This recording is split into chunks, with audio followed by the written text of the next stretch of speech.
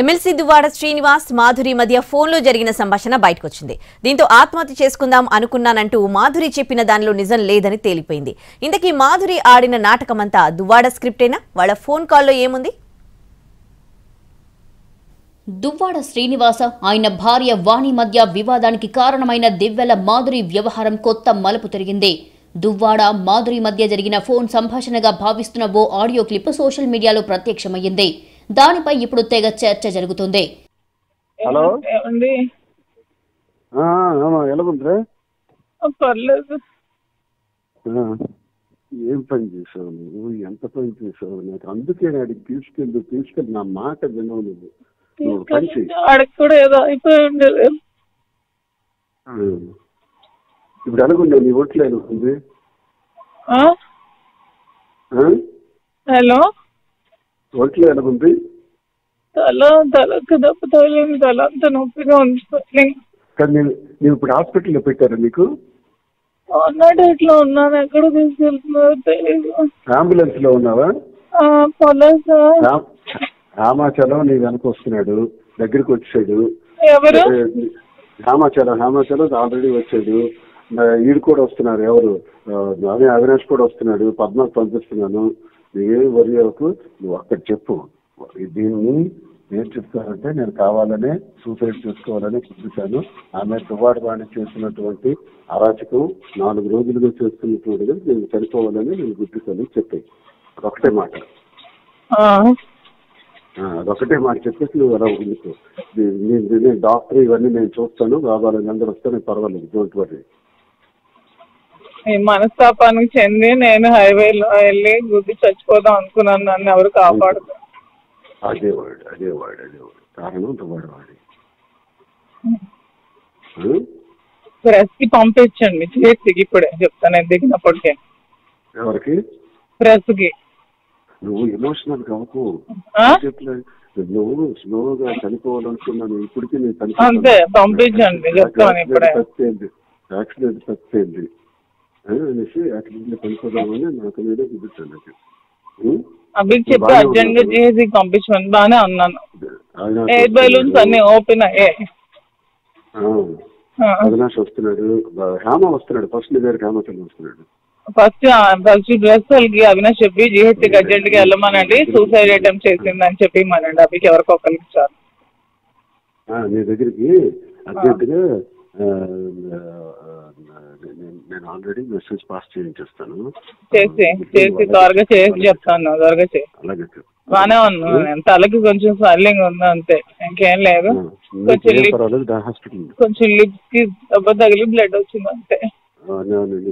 Car screen బట్టి నీకు major అయిపోతుంది. కారు బాగా బాల్తో పెడుతుంది కదా. ఆ రోడ్ నుంచి ఈ రోడ్ కి పల్టీ కొట్టేసి ఏంటో మరి లక్కీగా ఎవరో వచ్చారు, లేకపోతే పెట్రోల్ లీక్ అయిపోయి లోపల అంతా గ్యాస్ ఫామ్ అయిపోయింది. ఊపిరి తీసుకోలేకపోయాను.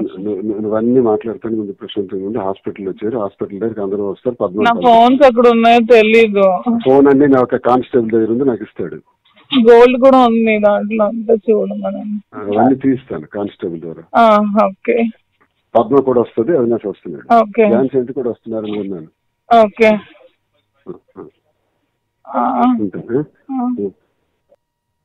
శ్రీకాకుళం జిల్లా టెక్కలి ఎమ్మెల్సీ దువ్వాడ శ్రీనివాస్ పై ఇటీవల ఆయన భార్య వాణి తీవ్ర ఆరోపణలు చేశారు.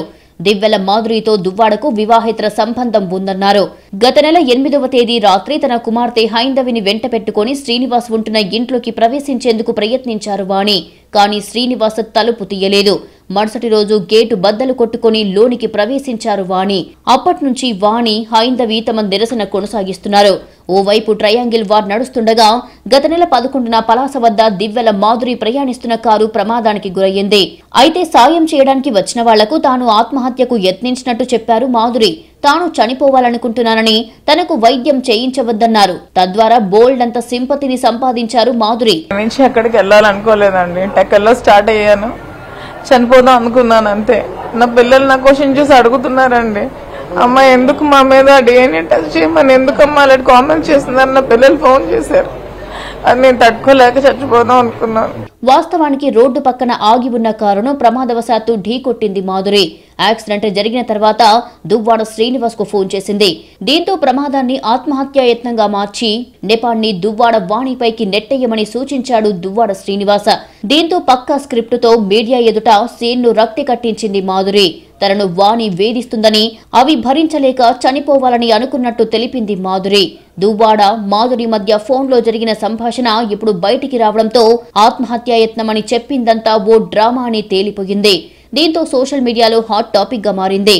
దువ్వాడ శ్రీనివాస్ కు వ్యతిరేకంగా ఆయన భార్య వాణి, కుమార్తె హైందవి చేసిన నిరసన దీక్ష 25వ రోజుకు చేరింది. రాజీ కుదిర్చే ప్రయత్నాలేవీ ఫలించలేదు. పిల్లల కోసం 2 మెట్లు దిగేందుకు సిద్ధమన్న వాణి ఇప్పుడు ఫోన్ సంభాషణ క్లిప్ లీక్ కావడంతో భగ్గుమంటుంది. మాధురి యాక్సిడెంట్ చేస్తే భార్యనైన తనపైకి నెపాన్ని నెట్టే ప్రయత్నం చేయడం బట్టే దువ్వాడ శ్రీనివాస బుద్ధి అర్థమవుతుందన్నారు. ప్రజా జీవితంలో కొనసాగే నైతిక అర్హత దువ్వాడకు లేదంటున్నారు వాణి. చాలా ఇట్లాంటి అంటే తప్పుడు ఆలోచనలు ఉండే వ్యక్తి ఖచ్చితంగా తగిన పనిష్మెంట్ ఇవ్వాలండి. ఎందుకనంటే వాళ్ళు తప్పు చేయడము, ఎదుటి వాళ్ళ మీద ఇట్లాంటి కుట్రలు పన్నడము అనేది ఎంతవరకు కరెక్ట్ అనేది నేను మీకు మీడియా ద్వారా నేను తెలియజేసుకుంటున్నాను. ఇప్పటికే ఆయన చాలా కుట్రలు పన్నారు నా లైఫ్ లోన. అయినప్పటికీ నేను నా పిల్లల కోసం అడ్జస్ట్ అయ్యి వచ్చాను. దువ్వాడ శ్రీనివాస్ ఇంటి గొడవ రచ్చకెక్కడంతో టెక్కలి నియోజకవర్గం సమన్వయకర్త పదవి నుంచి దువ్వాడ శ్రీనివాస్ ను తొలగించింది వైసీపీ.